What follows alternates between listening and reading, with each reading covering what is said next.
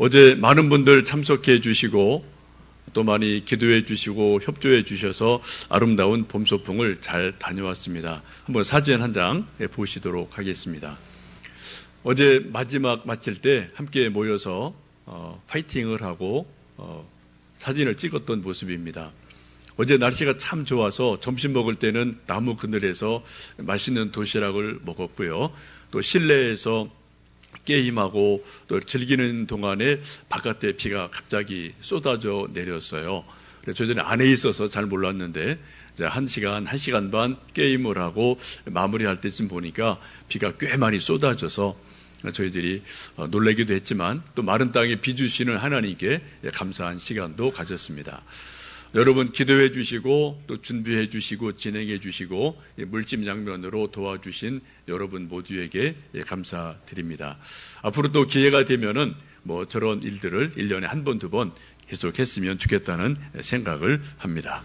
성경을 보시면 성경에 수많은 인물들이 등장을 하는데 이름을 바꾸는 그러한 사람이 몇 사람 등장을 합니다. 아브람이라는 사람의 이름이 아브라함으로 바뀌게 되죠. 아브람은 존경받는 아버지라는 뜻입니다. 아브라함 하면은 열국의 아버지라는 뜻으로 바뀌게 됩니다. 또 부인 사레도 나의 공주라는 뜻인데 사라 하면은 열국의 어머니라는 뜻으로 이름이 커지고 확대가 되어집니다. 또 야곱이라는 뜻도 뒷다리를 붙드는 사람, 속이는 사람, 사기꾼 그러한 뜻이 있는데 이스라엘로 이름을 바꾸면서 하나님과 겨루어 이긴 사람으로 이름을 하나님께서 바꾸어 주십니다. 또 신약을 보면은 사울이라는 청년이 있는데 나중에 바울로 이름이 바뀌죠. 사울은 큰 자, 교만한 자 이런 뜻이 있는데 바울은 작은 자, 겸손한 자 이런 뜻을 가지고 있습니다. 이름이 바뀌면서 한 사람이 똑같은 사람인데 이전과 이후가 확 바뀌는 그러한 일들이 이름을 바꾸면서 일어나는 것을 성경 속에서 봅니다. 이름이 바뀌면서 의미가 더 커지고요. 더 깊어지고요. 그 사람의 인생이 훨씬 더 넓은 삶으로 변화되는 놀라운 전환점들이 이름을 바꿀 때 일어나게 됩니다. 우리 한국 사람들은 보통 이름을 3가지 정도 가지고 있는 것 같습니다. 본명이 있죠. 부모님이 지어주신 이름입니다. 앞으로 이런 사람이 되었으면 좋겠다 해서 열심히 연구해서 저 이름을 만들어 주셨고 여러분 각자 이름을 만들어 주셨습니다. 어떤 분은 이름에 걸맞는 삶을 살기도 하고 어떤 분은 소위 이름값을 하지 못하며 사는 분도 가끔 있기도 합니다. 전통적으로 우리 한국 사람들에게 효도한다. 소위 자기가 성숙하고 자기 인생을 아름답게 만들어간다. 이런 것들을 나타내는 말을 우리는 입신양명이라는 단어로 이것을 나타내긴 합니다. 입신, 자기 몸을 세우는 거죠. 그래서 소위 세상에서 우뚝 선 그러한 사람이 되고 양명, 이름을 높이 날려서 내가 이름을 높이 날리면 부모님이 기뻐하시거든요. 이게 효도에 아주 좋은 길이지 않습니까? 이런 입신양명의 일이 옛날 조선시대뿐이 아니라 지금 21세기 오늘날도 우리에게는 계속해서 흘러가는 아주 중요한 삶의 가치 혹은 효도, 자기 성공, 자기 성취 이런 일들이 바로 입신양명이라는 것을 통해서 우리에게 나타나기도 합니다. 여러분, 여러분의 아름다운 이름들을 높이 날리시고요. 또 우리 아름다운 아들, 딸들의 이름이 이 세상에서 높이 날려지는 은혜가 있기를 주님의 이름으로 축복합니다. 우리에게 본명이 있어요. 근데 또 하나 이름이 별명이라는 게 있습니다. 대개 나를 잘 아는 주변의 친구들이 나를 어떤 동물이나 어떤 사물에 비유해서 뭐 같아라고 이름을 붙여줄 때가 있는데 좀 기분이 좋기도 하고 기분 나쁠 때도 있지만 가만히 들어보면 이 별명은 나의 특징을 친구들이 잘 찝어서 붙여주는 것을 봅니다. 별명을 잘 묵상을 하시면 나의 장점, 나의 약점을 잘 볼 수 있는 아주 좋은 포인트가 별명에 있기도 합니다. 또 하나 우리 한국 사람들은 호라는 것을 갖습니다. 요즘 분들은 많이 갖지 않지만 옛날 조선시대에는 소위 선비, 양반은 호 하나 두 개는 거의 다 가지고 있었죠. 우리나라 역사에서 호를 가장 많이 가진 사람이 343개 호를 가진 사람이 있어요. 한 사람이. 누군지 아십니까? 아주 유명한 추사 김정희. 이분이 호를 343개를 자기가 자기 이름을 지은 거예요. 나는 이런 사람이요. 나 이렇게 잘났소. 나 이런 사람이 되고 싶소. 라고 호를 붙여서 여러 가지로 자기를 나타냈습니다. 그 중에 가장 유명한 것이 추사 혹은 완당이라는 호를 우리는 잘 알고 있습니다. 우리 함께 읽으신 성경 말씀 요한복음을 보시면 한 사람이 등장을 합니다. 베드로예요. 근데 이름이 여러 가지로 소개가 되고 있음을 볼 수가 있겠습니다. 이 당시에는 세례 요한과 예수님이 비슷한 시기에 제자들을 모으고 계신 그러한 시기였습니다. 세례 요한이 약 6개월 앞선 분이죠. 세례 요한에게 많은 제자들이 따라다니고 있었는데 어느 날 세례 요한이 예수님을 보면서 하는 말이 보라 하나님의 어린 양이로다 라고 말씀하시니까 그 중에 몇몇 제자들이 마음이 흔들려서 예수님에게로 자리를 옮기는 일이 일어납니다. 예나 지금이나 우리 모든 사람들에게 그런 마음이 있어요. 이왕이면은 더 좋은 선생님 만나고 싶다. 더 좋은 대학 가고 싶다. 더 좋은 선생님 만나서 잘 배우고 싶다. 그런 마음이 있어서 우리 학생들 입장에서는 좋은 학교를 선택할 권리가 있고 좋은 선생님을 선택할 권리가 있어요. 그리고 우리가 능력이 되고 여건만 되면은 멀리 미국에 독일에 유학을 가서라도 유명한 교수님에게 이것저것을 배우고 싶은 그러한 마음들이 있습니다.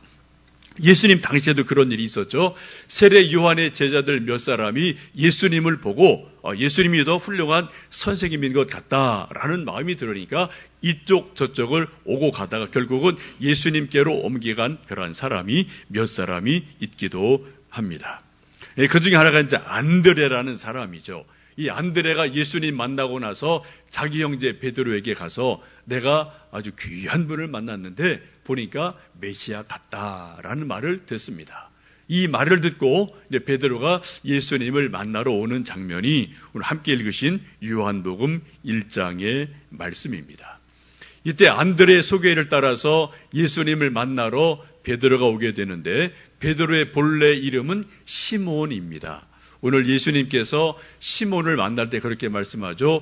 요한의 아들 시몬아라고 본래 이름을 불러주셔요. 시몬이라는 말은 히브리 말로는 시므온이라는 말이고요. 시몬이라는 것은 헬라식 발음입니다. 그 뜻은 듣는 자, 응답하였다라는 뜻을 가지고 있습니다. 이것을 쉽게 말씀드리면은 요한의 아들 시몬아라고 말씀하시는 것은 홍길동의 아들 홍철수야라고 부르는 것처럼 그냥 평범한 모든 당시 사람들이 누구 아들 누구 이렇게 이름을 붙여주는 것으로 보시면 좋겠습니다. 요한복음을 보시면 예수님께서 베드로를 부르실 때 요한의 아들 시몬아라고 몇 번 부르시는 것이 있는데 오늘 본문에 있는 1장에서 처음 만나실 때 요한의 아들 시몬아라고 부르십니다. 자연인 그대로 불러주시는 거죠. 나중에 3년이 지난 다음에 예수님 부활하시고 이런저런 일을 겪으면서 베드로가 도망갔다 오는 이런 일들이 있죠. 그때 갈릴리 바다에서 그들을 만나시고 조반을 먹여주시고 내가 나를 사랑하느냐라고 질문하실 때 그때 다시 한번 요한의 아들 시몬아라고 베드로를 부르시는 것을 21장에서 보실 수가 있습니다. 예수님께서 굳이 베드로 이름을 요한의 아들 시몬아라고 부르는 것은 본래 그 사람, 자연인 그 사람의 이름을 불러주시면서 뭔가 영적으로 각성을 주시고 깨우쳐 주시기 위해서 시몬이라는 이름을 부르시는 것을 종종 볼 수가 있습니다. 오늘 안드레가 시몬을 데리고 예수님께로 왔을 때 예수님이 그렇게 말씀하죠. 지금은 내가 요한의 아들 시몬이나 장차 게바가 되리라 라고 말씀을 합니다. 게바라는 말과 베드로라는 말은 똑같은 말이에요. 게바라는 말은 아람어, 그때 당시에 유대인들이 쓰고 있던 말의 표현이고, 베드로라는 말은 헬라어의 발음으로 보시면 좋겠습니다.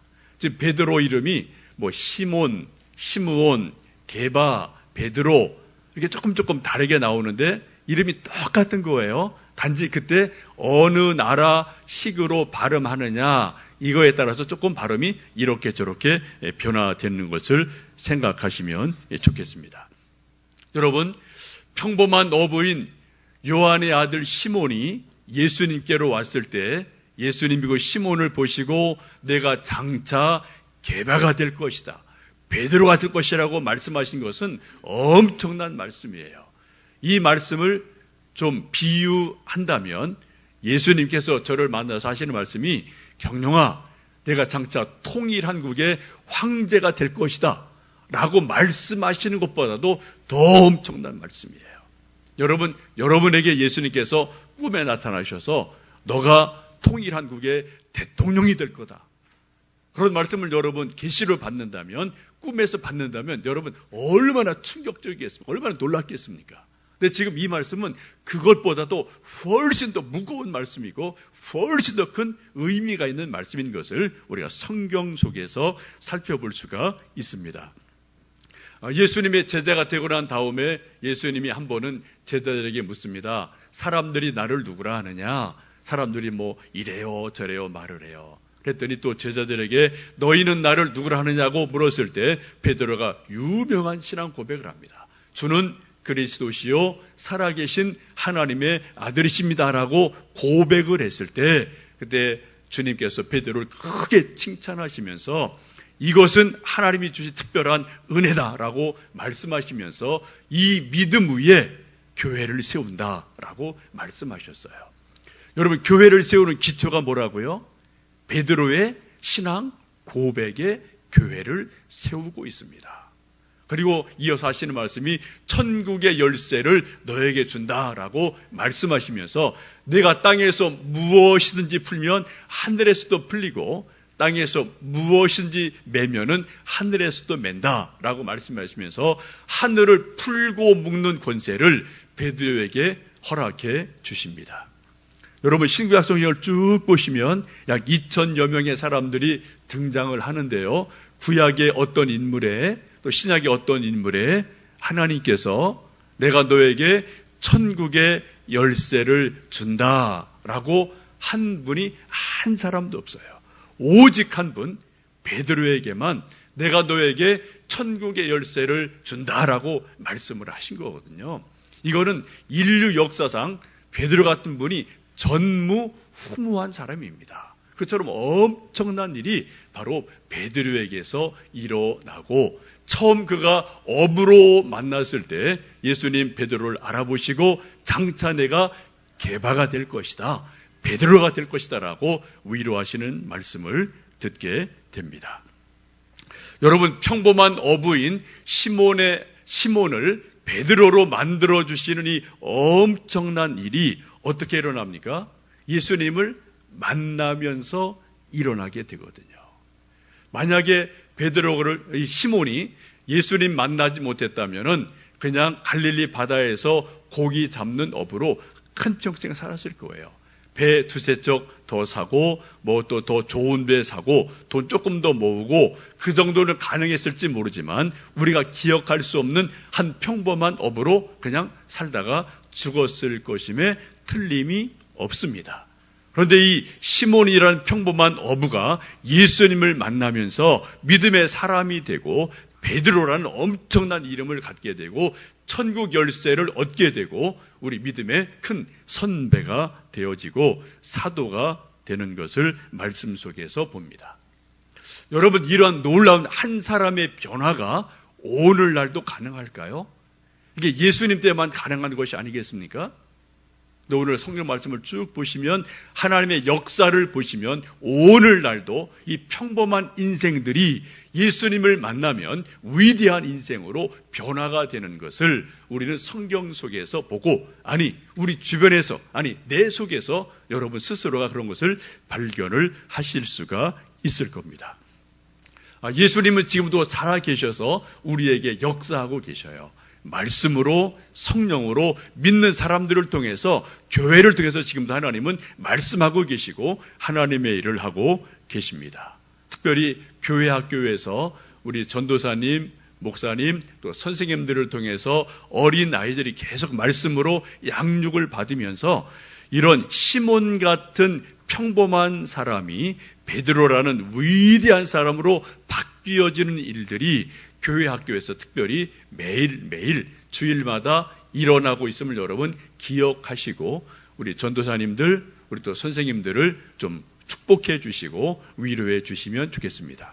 내일이 스승의 날이죠. 그래서 오늘 저희들이 스승의 주일로 예배를 드리는데 뭐 특별한 행사가 없습니다만 우리 교회 학교를 섬기는 많은 선생님들에게 여러분 위로해 주시고 기도해 주시고 격려해 주시면 좋겠습니다. 예수님은 평범한 인간을 불러내셔서 위대한 인간으로 다시 만들어 가시는 놀라운 솜씨가, 능력이 예수님에게 있습니다. 그 안에 있는 하나님의 가능성을, 하나님의 꿈을, 하나님의 능력을 끄집어내서 위대한 걸작품을 만드시는 능력이 바로 예수님에게 있습니다. 이것은 마치 위대한 조각가가 별과 아닌 돌멩이를 가지고 다 여러 가지 조각을 해서 아주 멋진 걸작품을 만들어내는 것과도 비슷합니다. 여러분 잘 아시는 조각품 하나를 좀 보여드리겠습니다. 저 조각 여러분 아시죠? 뭐 여행하신 분들은 저 진품을 보신 분도 계실 겁니다. 미켈란젤로가 조각한 다비드라는 조각품이죠. 다윗을 말합니다. 저 높이가 약 5m가 넘습니다. 미켈란젤로가 저 조각품을 완성하는데 3년 정도 꼬박 시간을 들여서 저 걸작품을 만들어내게 되고, 미켈란젤로의 두 걸작품이 피에타라는 상이 있고, 저 다윗 저 조각품이 두 개의 걸작품으로 세계적으로 지금도 남겨져 있고 많은 사람들이 보고 감탄하는 그런 작품이기도 합니다. 저 모습을 보시면 지금 다윗이 청년 다윗이 골리앗과 싸우기 위해서 지금 전투태세를 취하고 있는 자세예요. 저 자세가 가만히 보시면 이렇게 왼쪽 이렇게 어깨에 메고 있지 않습니까? 거기에 돌매를 들고 있는 망태를 들고 있고요. 그리고 한 손, 오른손은 지금 뭔가 물매를 던질 그런 준비를 하고 있는 모습을 저 속에서 보실 수 있습니다. 저 조각을 이렇게 약간 측면에서 보시면은 이렇게 정말 뭔가 이렇게 막 던질 것 같은 그런 자세를 잡고 있는 것을 여러분 조각을 이렇게 좀 이렇게 돌려보시면은 그런 모습을 보실 수가 있거든요. 여러분 저 모습을 보시면 저 골리앗을 뚫어지게 응시하는 다윗의 눈길, 그리고 또 얼굴에 돌고 있는 어떤 전쟁을 하고 있는 긴장감, 어떤 근육, 긴장하고 있는 근육, 이런 것들 여러분이 저 조각품 속에서 잘 보시면은 살펴보실 수가 있겠습니다. 미켈란젤로의 놀라운 솜씨를 통해서 머리, 코, 입, 눈, 손, 근육 이런 것들이 정말 살아있는 것처럼 꿈틀꿈틀거리는 그러한 모습을 우리가 저 작품을 보면은 살펴볼 수 있습니다. 만약 미켈란젤로가 방심을 하고 잘못해서 망치질을 잘못하면은 저 오똑솟은 코가 탁 날아가 버릴 수도 있거든요. 그럼 저 작품은 이제 망가지는 거죠.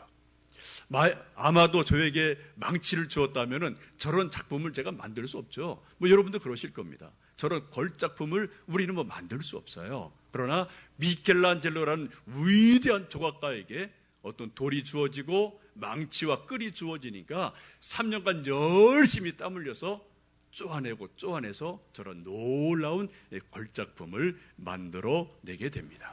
망치가 누구 손에 들려 있느냐, 여기에 따라서 걸작품이 되기도 하고 그렇지 않을 수도 있다는 것입니다.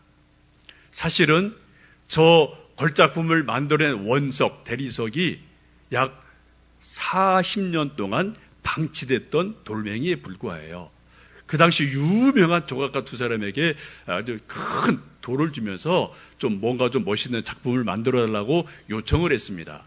근데 이 돌이 크기는 큰데 울퉁불퉁하고 이게 딱 네모진 게 아니거든요. 좀 균형이 맞지 않는 그러한 돌멩이여서 두 명의 위대한 조각가가 나는 도저히 이 돌로 작품 만들 수 없습니다라고 포기했던 거예요. 그래서 뒷마당에서 40년간 굴러다니던 돌멩이에 불과한데 이 돌이 미켈란젤로에게 맡겨지면서 위대한 걸작품으로 탄생하는 일이 일어나게 됩니다. 이 돌을 받아들고 미켈란젤로가 기도하는 마음으로 이 돌을 열심히 연구를 하죠. 뭔가 작품을 만들려면 구상을 해야 되니까 오랜 시간 기도하는 마음으로 그 돌을 이리저리 살피면서 어느 순간 놀라운 영감이 떠오르면서 이것을 가지고 다윗을 만들면 좋겠다. 근데 그런 생각이 들어서 그것을 드디어 이렇게 만들어냅니다. 미켈란젤로가 이런 유명한 말을 한 것이 있습니다. 나는 대리석에서 천사를 발견하고 그 천사를 자유롭게 할 때까지 돌을 쪼아낸다. 뭐라고요? 아무것도 아닌 원석, 그 돌멩이 속을 열심히 바라보고 연구하다가 어느 순간 영감이 딱 떠오르면 이 돌 속에 다윗이 꺼낸 것을 발견하는 거예요. 천사를 발견해요. 하나의 형상을 발견합니다. 그리고 그 형상을 만들기까지 계속해서 돌을 쪼아내고 깨뜨려서 드디어 그 평범한 돌 속에 있는 걸작품을 만들어낸다라고 고백을 하고 있습니다.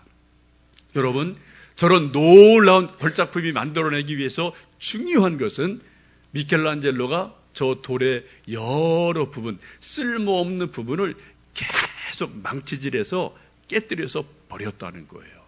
버리고 다 버리고 나니까 저런 모습이 나오게 돼요. 만약에 이 돌이 좀 아까운데 이 조각 좀 아까운데라고 이 조각이 아까워서 버리지 못하고 깨뜨리지 못했다면은 저런 걸작품이 결코 나올 수가 없습니다. 여러분, 예수님도 마찬가지입니다.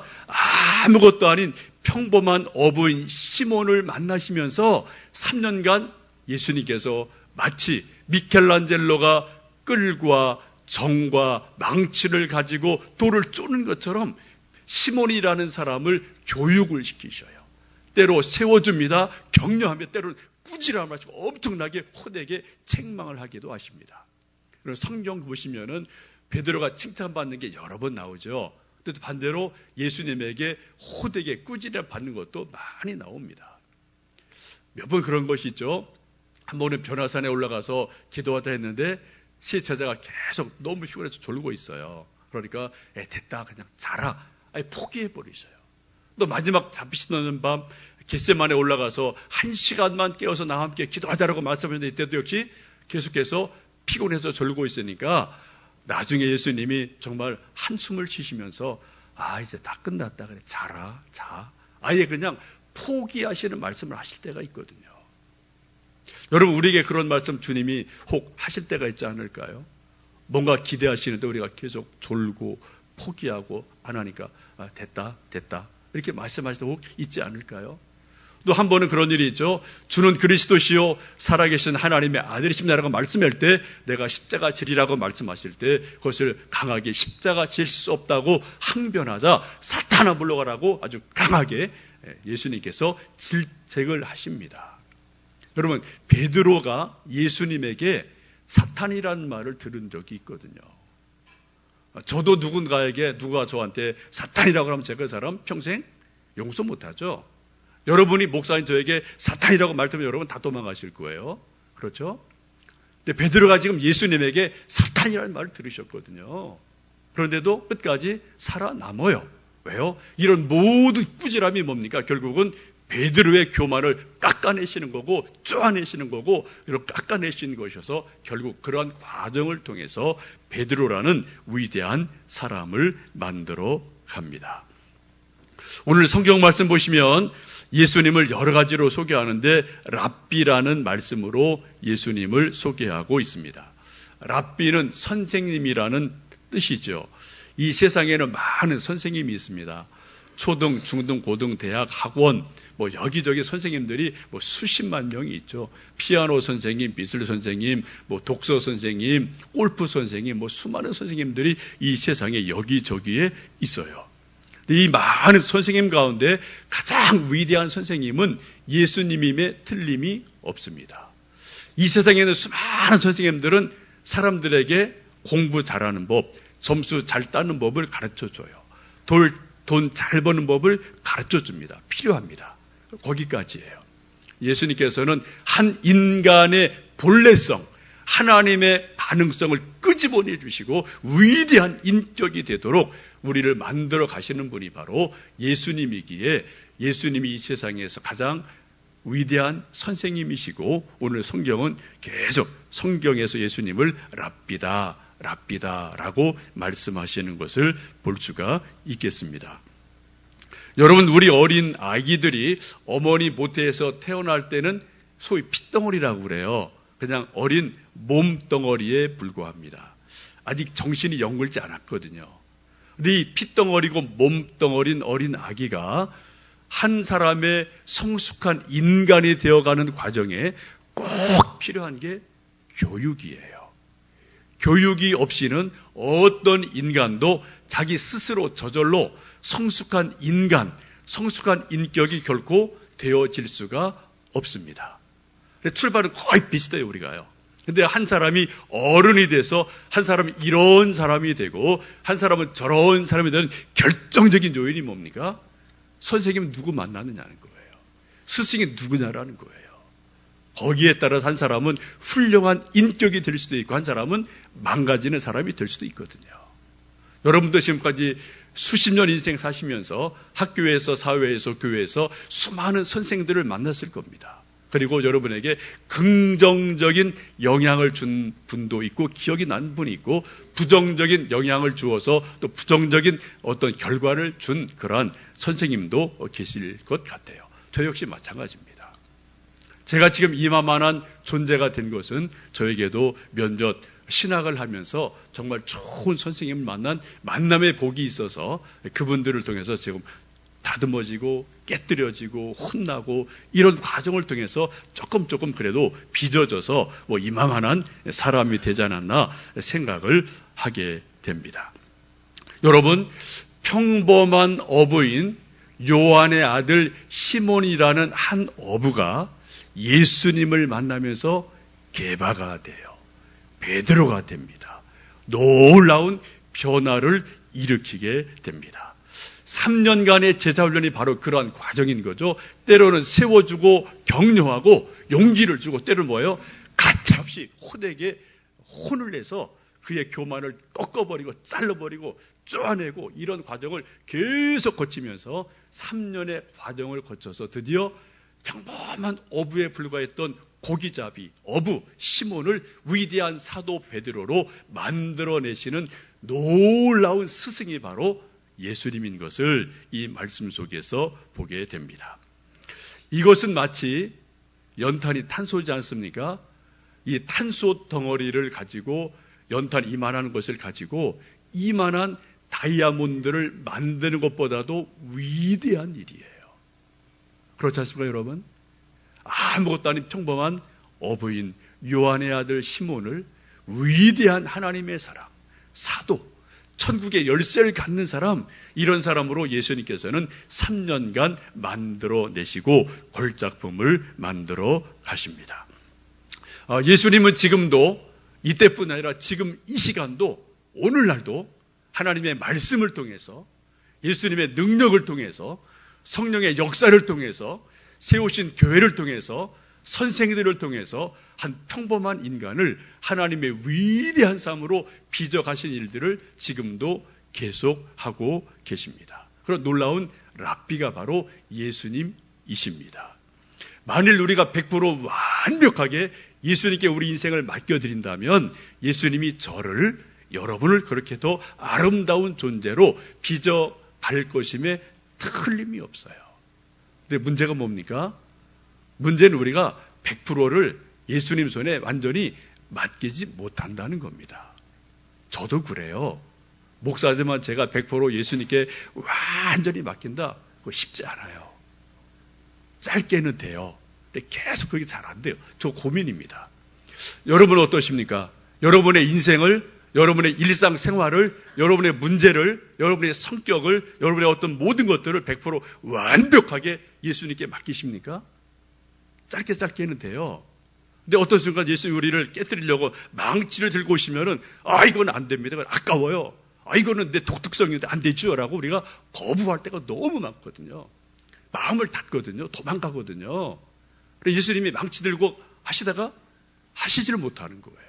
그러니까 그대로 그냥 예수님 볼 때는 꼭 깨뜨려야 되는 부분인데 거기 안 떨어져 나가요. 그러니까 예수님 보실 때 정말 멋있는 걸작품, 위대한 작품이 나오지 않는 일이 저에게 있습니다. 여러분에게 다 있으셔요. 여러분 기도하실 때, 성경 읽으실 때, 설교 들으실 때 뭔가 부딪히는 거, 그거 여러분이 주님 앞에서 깨뜨려 나가야 될 부분이에요. 이건 저도 역시 마찬가지입니다. 근데 우리 그것이 아까울 때가 있어요. 아플 때가 있거든요. 예수님 요거는 좀 마시고 다른 데 좀 해주세요. 근데 예수님 볼 때는 요걸 딱 몇 개 깨뜨리면은 정말 엄청난 걸작품이 나오는데 우리 그것을 끝까지 거부할 때가 참 많지 않은가 싶습니다. 여러분, 예수님은 평범한 어부인 요한의 아들 시몬을 3년간 격려하시고 깨뜨리시고 조각을 내셔서 위대한 사도 베드로로 만들어내신 위대한 랍비십니다. 위대한 선생님이셔요. 여러분, 여러분의 인생을 한번 예수님 손에 완전히 맡겨보셔서 나를 어떠한 존재로 만들어 가실지, 내 속에 있는 하나님의 가능성을, 하나님의 능력을 얼마큼 만들어내실런지 한번 여러분 기대해 보시는 여러분 되시지 않으시겠습니까? 여러분 한번 위대하신 스승 랍비 예수님을 100% 완벽하게 신뢰해 보시고요. 말씀을 신뢰하시면서 나에게서 깨뜨려 나가야 될 부분, 조각 날 부분, 더 보완될 부분들을 기도하고 생각하고 순종한다면 요한의 아들 시몬을 베드로로 만드셨던 것처럼 오늘날도 저를, 여러분을, 우리 또 자녀들을 그렇게 만들어 가실 줄로 믿습니다. 여러분, 우리 자녀들이 훌륭한 교수님과 훌륭한 스승을 만나도록 우리가 좋은 대학 가길 원합니다. 유학을 보냅니다. 또 어떤 좋은 선생님 일부러 또 묻고 물어서 또 거기까지도 일부러 데리고 갈 때가 많이 있어요.